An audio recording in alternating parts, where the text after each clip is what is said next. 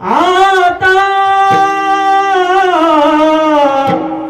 लग्न घटी समीप नवरा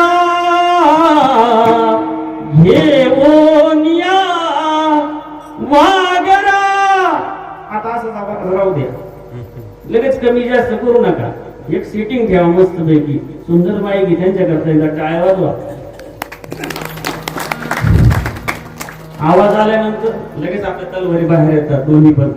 एक ताटातून इकडं ही तलवार आणि एक तलवार उन्हाळा जर असला तर बस ही ढाल आणि ही तलवार सुरूच होते. हा आवाज आल्यानंतर तलवारी पटक्यात बाहेर. पण कीर्तनात जर टाळी वाजवा वाजवा म्हटलं किंवा यांची टाळ सुरू झाली, इकडे मृदुंग सुरू झाला, आपल्याला असं वाटतं टाळी वाजवली आणि हातच गळून पडला तर काय करायचं.